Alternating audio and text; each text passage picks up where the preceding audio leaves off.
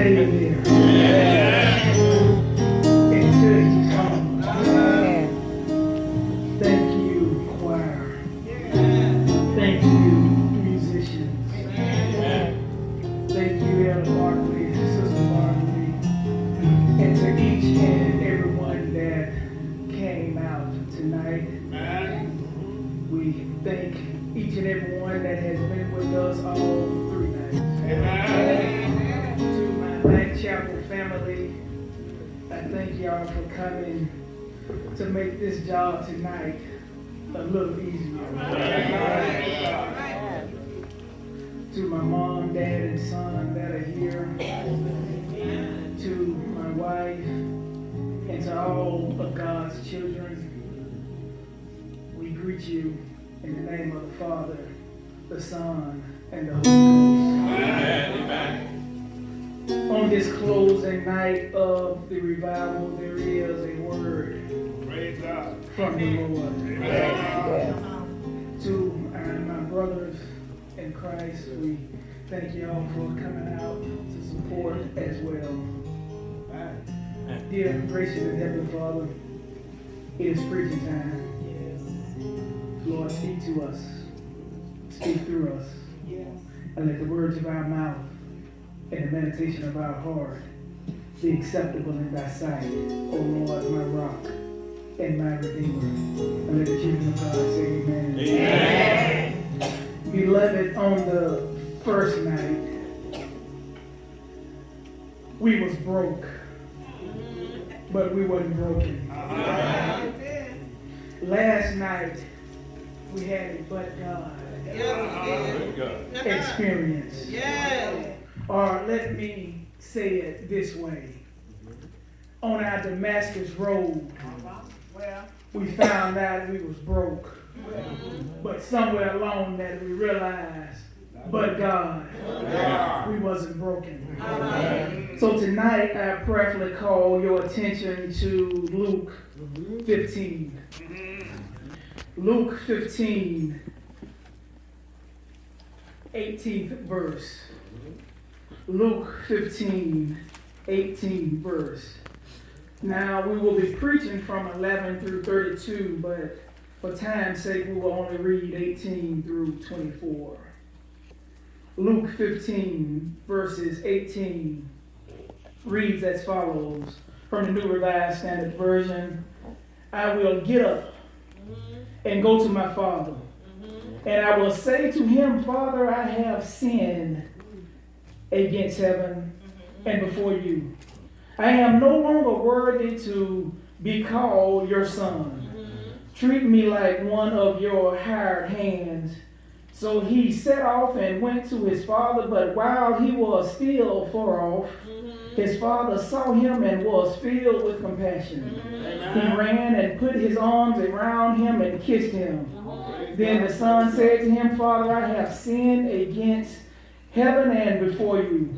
I am no longer worthy to be called your son. Yes. But the father said to his servants, quickly bring out a robe, the best one, and put it on him. Put a ring on his finger and sandals on his feet, and get the fattest calf and kill it, and let us eat and celebrate. For this son of mine was dead and is alive again. Amen. He was lost and is found. And they began to celebrate. Amen. Amen. Beloved, I kind of tossed and turned over what I wanted the subject to be tonight. Then the Lord said, why pick a subject? Let them choose. I was torn between it's a time to come home. Because I realized there are some people that's been toiling for a long time. And it's time for them to come on home. Then the other thing I thought about was I once was lost. But now I'm found. Because we have some soldiers in here tonight that was lost. But now they're found. So as we go through this message tonight, Whichever one fits you, that's the one you use. Amen. Now, when we look at this, the parable of the prodigal son is one that is greatly and most beloved stories of the Bible. So we don't have to get into it that much because we should already know it. And just in case you don't, go home and read it tonight for yourself. Amen. That's Luke 15, starting at the 11th verse. Amen. So let's jump right into this on this last night of the revival. We have the prodigal son, the young man. And guess what he did, beloved? He foolishly said, give me my inheritance. He was like J.G. Wentworth. He wanted his money, and he wanted it now. Beloved, what we got to understand is he had not earned it yet. And therefore, he didn't deserve it. At least not yet. But can I also tell you, tonight he was selfish and self-centered. He was rude and unkind. He had the audacity to say, give me, not please, or not may I have, but give me. Can I tell you right now, beloved, let me just stop right here for a second and tell you some of us are just like that. We won't go and ask somebody to help us out. We'll go tell them and say, give me $20. Not may I borrow $20. They'll come to your house and say, give me some sugar. Not may I borrow some sugar. They'll come to you and say, give me a ride. Not can you take me.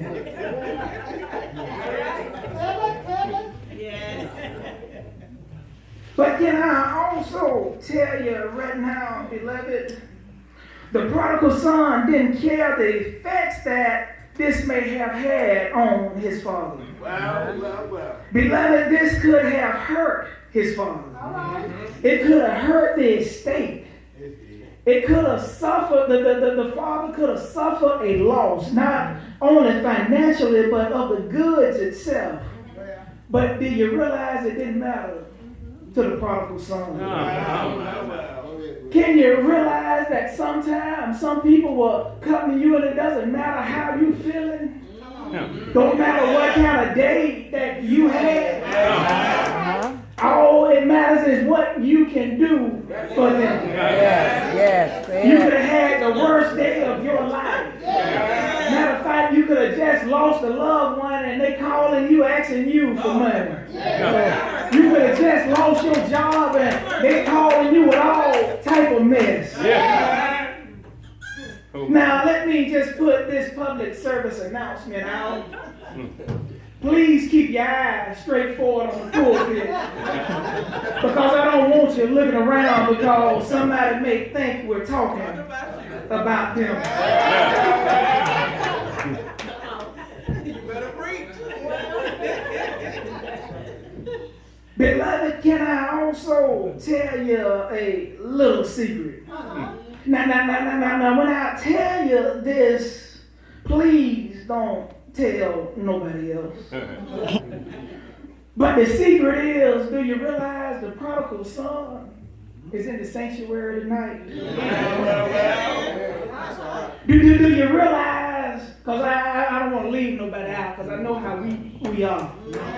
Do you realize the prodigal daughter is in the sanctuary tonight? Well. But can I also tell you, beloved, we don't have to worry too long. Matter of fact, I'm not going to even keep you that much longer. But can I also tell you, my beloved brothers and sisters, that the prodigal son, he wanted his independence. That's what he wanted more than anything else. Can I tell you, it's just like us, we don't want to join the church. Because if we join the church, they require too much of our time. If we join the church, it's going to take away from my freedom. If we join the church, it's going to take away from my pocket. Matter of fact, I ain't even got to go no further with that one. But just in case I left somebody out, if I join the church, they going to treat me unfairly. If I join the church, they ain't going to understand my struggles. If I join the church, that preacher going to try to control me. If I join the church, that mother is going to try to discipline me. If I join the church, they going to keep on looking at me up and down. Do you realize the prodigal son wanted to get away from his father because he didn't want to do the work? He wanted his freedom. He didn't want to do what his father asked him to do. Can I tell you, the prodigal son sounds just like us tonight? The Lord has told us to do something time and time again. But yet and still, the first thing we do is say, God, are you sure? God, why you want me to pray for that person? God, why you want me to help feed that person? God, why you want me to go to that revival all 3 nights? I promise I won't keep you long tonight. I'm about through in another 15 to 30 minutes.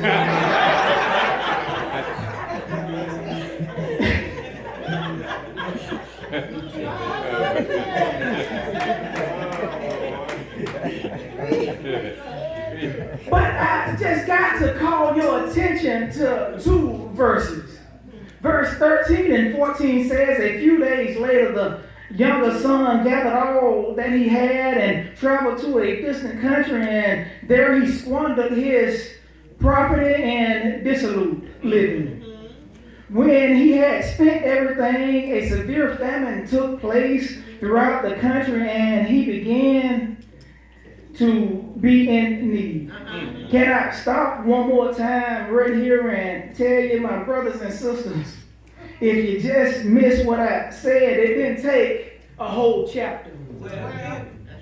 It didn't take a whole lot of chapters. Matter of fact, you didn't have to look in Luke, then find the outcome in Acts. It took 2 verses for him to lose it all. Can I tell you, God can bless you today and you can turn your back on him and he will curse you tomorrow. Just because you got a new car on Monday don't mean you're going to have that same new car on Wednesday. Just because you moved into your new house on Thursday don't mean you're still going to have it on Friday. Just because they called you and told you you could have that new job on Saturday don't mean when you show up on Monday it's still going to be there. Because we got to realize that sometimes we do stuff the wrong way. We have to realize sometimes we got to stop asking the Lord why he did this to us. Matter of fact, let me go a little further. Sometimes we got to stop saying the devil made me do it. The devil didn't make us spend our last dollar on that new dress. The devil didn't make us spend our last dollar on that new suit. The devil didn't make us look at somebody up and down, side and side, and say a few choice words. The devil didn't make us go and do immoral behaviors. Sometimes it's all our own doing. Can I tell you right now, beloved, because of this young man's spiritual poverty, The prodigal son met the day when he suffered and was in need. Yeah. He squandered and wasted and misused all his money. He misused his property. He misused his talents. He misused his purpose. He misused his opportunity. Yes. He misused his mind. He misused his thoughts. He misused his hands. He misused his body. He even misused his soul. Can I tell you right now, some of us right now misuse our money. We misuse our talents. We misuse our purpose. We misuse our thoughts. We misuse our hands. We misuse our soul.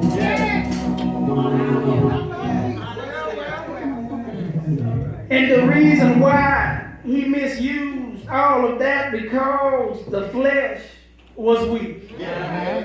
But can I also tell you, and we're getting ready to wrap it up already. You thought I was joking when I said I won't be here long tonight. But just in case, like I told y'all the other night, blame it on the Holy Spirit. He realized that he suffered a natural disaster.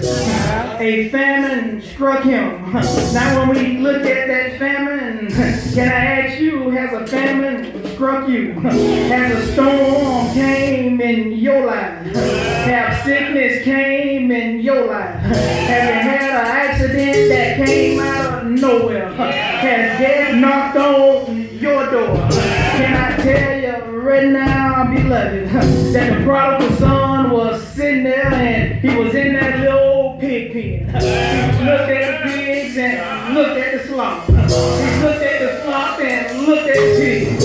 Then he thought to himself that my father's slaves, the people that work for my father, he's better than this. So he said to himself, I got to go home and apologize to my father. I know for the last couple minutes we've been talking about that young old boy, but let me change gears right here for a second, because we got to realize when he was down and out, he realized he had to come on home. But you know what? I like what the father did. His father was down in the field. He looked up and he looked far away and saw his son on coming. And his son was coming on down the way. The father got up and ran to the son. And realized when he ran to the son, he didn't ask him about his past transgressions. He didn't ask him and chastise him and scold him. Matter of fact, he didn't even look at his clothes and say, why you all dirty. He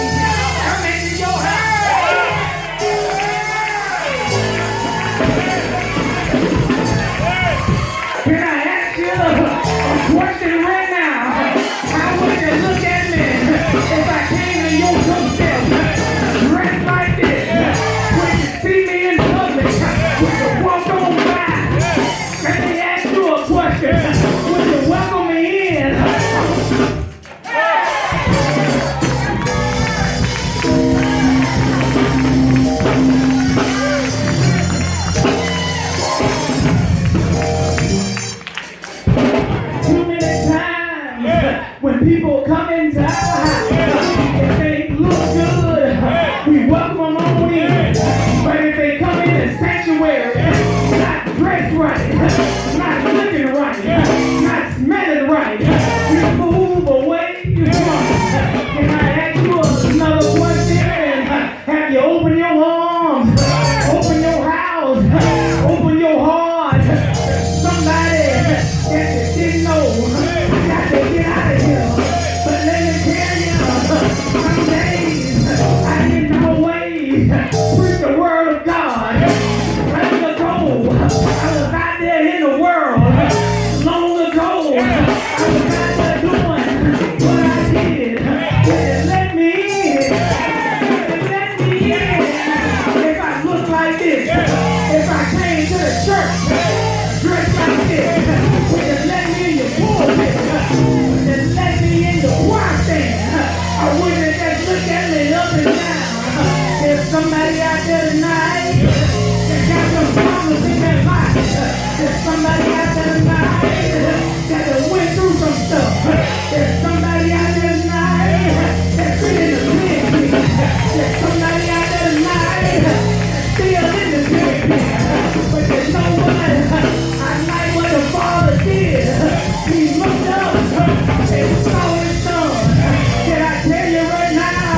The Father's looking up, waiting on you. I got to go right now.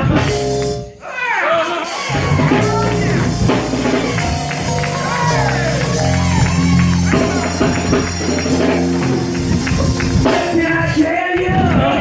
I'm like what the Lord did for me. He reached down low and pulled me up. He placed my feet on solid ground. He turned my whole life around.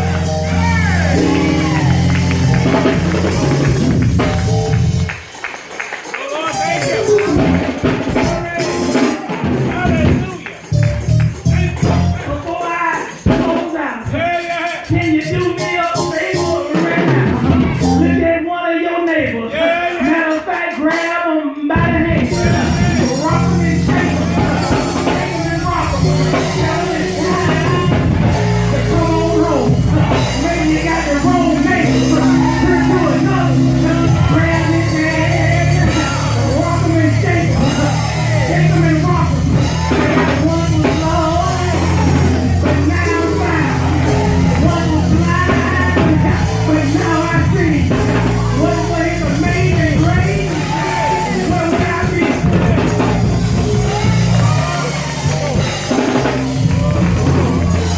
Say yeah! Oh yeah! Ain't God alright? Won't he do it? Won't he make a way? Won't he welcome you back home? I don't know about y'all, but I feel revived right now. I don't know about y'all, but I feel renewed right now. I don't know about y'all.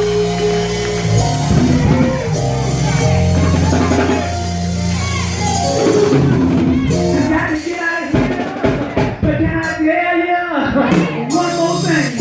I know he sits up high and looks down low. I know he's a mountain mover. I know he's a shelter in the time of the storm. He's my burden carrier. He's my bread when I'm hungry. Oh Lord, he's my lily in the back. He's my light in the dark. He's my umbrella in the storm. He's my half in the mess. He's my beginning in the end. He's very, very full.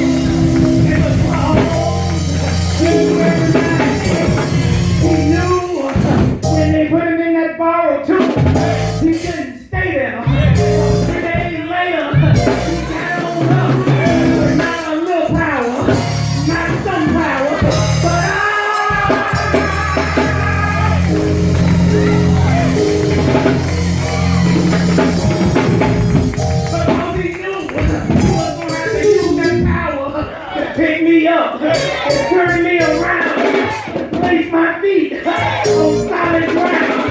Can I just get it one more time? Oh, amazing grace, how sweet the sound that saved a wretch like me. I once was lost, but now I'm found.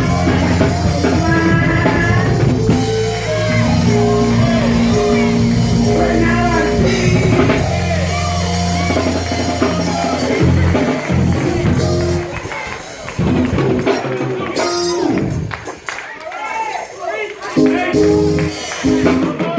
I got exposed out pretty good, Mariana District. But I see what Jeremiah was saying. It's just like fire got up in my bones. That the Lord has did anything for you.